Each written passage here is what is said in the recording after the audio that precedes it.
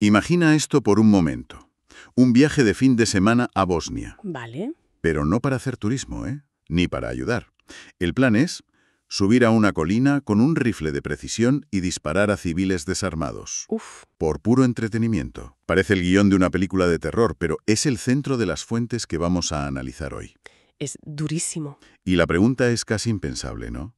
¿Es posible que existiera el turismo de asesinato en plena Europa a finales del siglo XX? Y es la pregunta clave, porque lo primero que hay que dejar claro es que, según estas fuentes y la investigación que han provocado, no estamos hablando de una leyenda urbana. Para nada. No. Las acusaciones apuntan a gente con muchísimo dinero, principalmente italianos, que habrían pagado pues entre 80.000 y 100.000 euros a las fuerzas serbobosnias. 100.000 euros. El objetivo, o el supuesto objetivo, era convertir una tragedia humana en un espectáculo macabro.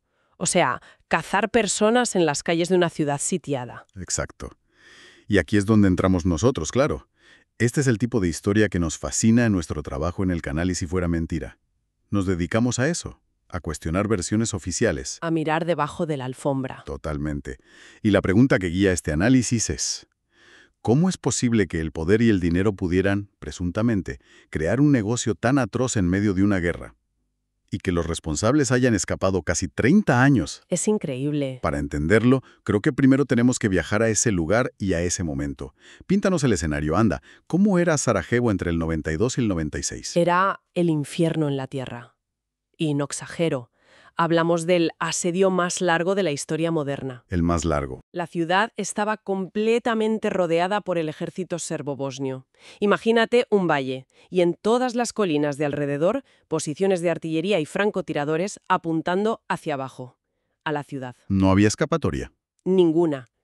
La vida diaria era una lotería mortal. Las calles principales, las que estaban más expuestas, se ganaron un apodo terrible. Las llamaban las avenidas de los francotiradores. O sea que algo tan básico como ir a por agua o a por pan se convertía en un acto de valentía extrema. Exacto. No hablamos de soldados luchando, sino de una población civil atrapada siendo cazada día a día. Precisamente. Y ahí es donde las fuentes que analizamos meten un segundo nivel de horror. ¿Aún más? Sí. Además del asedio militar, de la guerra oficial, existía presuntamente este otro terror. Uno perfectamente organizado y comercializado. Eso es lo que no me entra en la cabeza. Durante años se consideró un rumor, ¿sabes? Un cuento macabro de la guerra. Pero todo cambió con trabajos como el documental Sarajevo Safari del director esloveno Miran Supanic. Ah, ¿sí? Él fue de los primeros en poner frente a la cámara a un supuesto testigo, un exoficial de inteligencia esloveno, que afirma haber visto estas cacerías. Espera un momento. Un testigo directo. Directo. Eso lo cambia todo. Porque una cosa es un rumor y otra muy distinta es alguien que dice yo estuve allí y lo vi. Exacto. Y su testimonio es clave porque detalla cómo las milicias serbobosnias no solo lo permitían, sino que eran parte activa del negocio. O sea que estaban metidos en el ajo. Totalmente.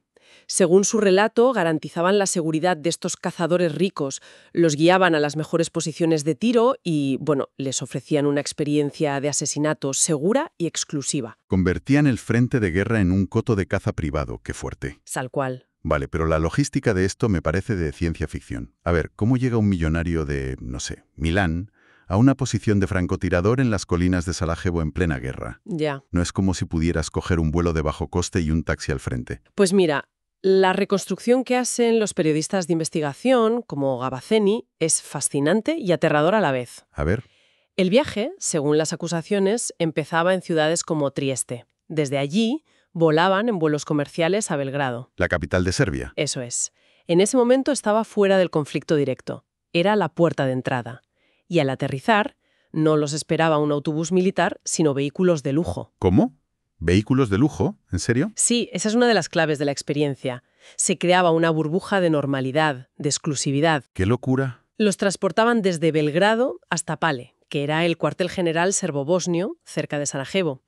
Y una vez allí, eran recibidos por las milicias. Sus anfitriones. Exacto. Se encargaban de todo. Alojamiento seguro, armas de alta calidad y, por supuesto, el traslado a las posiciones de tiro con vistas panorámicas a la ciudad. Es que es la mentalidad de un resort de 5 estrellas aplicada al asesinato en masa. Sí, sí, totalmente. Y una vez en la colina, ¿qué pasaba? Les daban un rifle y les decían, disparen a lo que se mueva. Era mucho más calculado.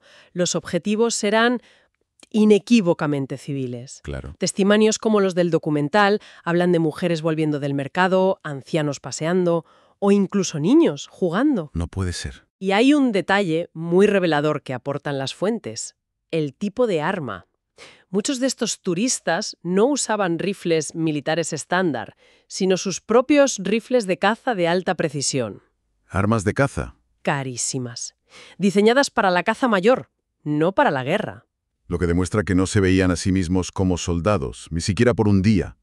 Se veían como cazadores. Eso es. Y la ciudad era su reserva de caza. Es una deshumanización total. Total.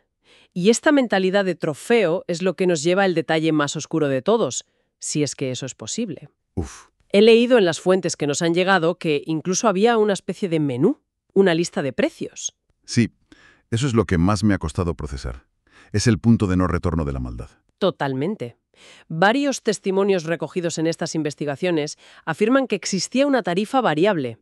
El precio cambiaba según la víctima. No me digas. El mayor morbo, la pieza más codiciada, se pagaba el precio más alto.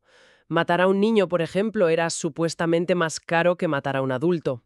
Es que no hay palabras. Aquí la vida humana no solo no vale nada, es que se convierte en un producto de lujo perverso, con un precio fijado por el nivel de tabú que se rompen. No estás pagando por matar, estás pagando por la transgresión. Exacto, la transgresión definitiva. Con algo tan atroz y, al parecer, tan organizado, con militares, civiles de varios países, parece imposible que nadie haya pagado por ello.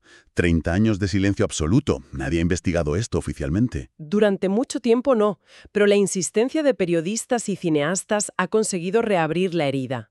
Y ahora mismo, la Fiscalía de Milán tiene una investigación formal en curso. ¿Ah, sí? Sí, y esto es muy importante, no es una investigación periodística, es una causa judicial. Vale. El delito que se investiga es homicidio múltiple agravado por 2 factores: motivos abyectos, o sea, viles, despreciables, y crueldad.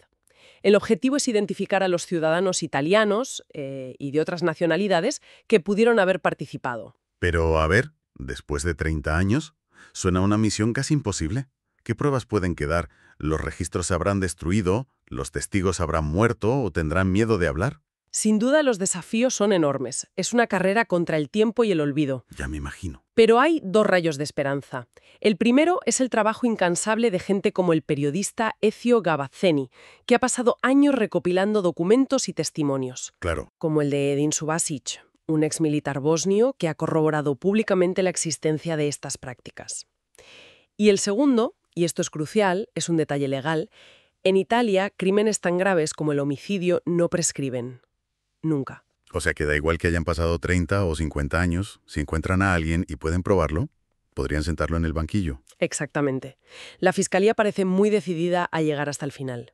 Aunque muchos de los organizadores serbobosnios o de los propios cazadores hayan muerto de viejos en sus camas, todavía podría haber participantes vivos.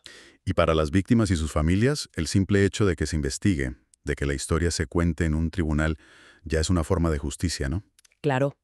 Es el reconocimiento de que su sufrimiento no fue solo un daño colateral de la guerra, sino el entretenimiento de alguien. Más allá de la investigación, que ojalá llegue a algo, ¿qué nos dice todo esto sobre la naturaleza humana? Es que me cuesta procesar el tipo de mentalidad que lleva a alguien a hacer algo así. Fíjate, creo que el análisis fácil sería decir el dinero corrompe o los ricos se creen por encima del bien y del mal. Pero lo que revelan estas fuentes es algo mucho más profundo. A ver. No es solo que el dinero compre impunidad, es que parece crear una realidad paralela. Para estos turistas, la guerra no era una tragedia humana, era un producto de consumo extremo. Como un paquete de aventura. Sí, el definitivo.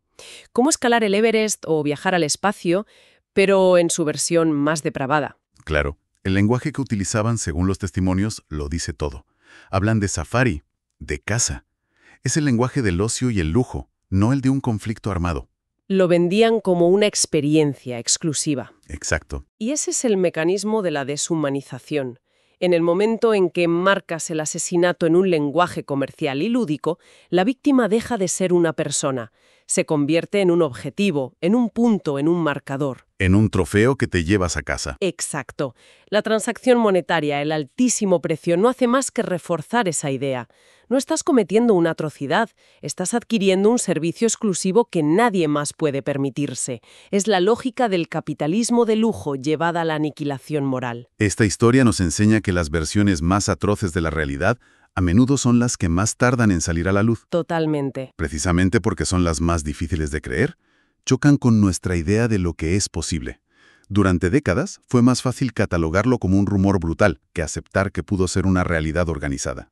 No solo la de quien apretó el gatillo. Claro. Si todo esto se confirma judicialmente, ¿qué pasa con los intermediarios, con los que lo organizaron, con los militares que cobraron por proteger a los asesinos? Toda la cadena. Exacto. Esto no sería solo la historia de un centenar de psicópatas adinerados, sino de toda una pequeña industria de la muerte operando a la vista de todos. Es una reflexión tremenda. Y la reflexión final es cómo procesa una sociedad la idea de que permitió que algo así existiera entre sus élites más privilegiadas. ¿Y qué nos dice eso sobre la verdadera naturaleza del poder cuando nadie lo vigila? Historias como esta, que nos obligan a cuestionar lo que creíamos saber y a mirar en los rincones más oscuros, son las que exploramos aquí. Creemos que deben ser contadas. Si quieres seguir profundizando con nosotros, suscríbete y déjanos un comentario contándonos qué te ha provocado esta historia. Nos interesa mucho saber qué piensas sobre todo esto.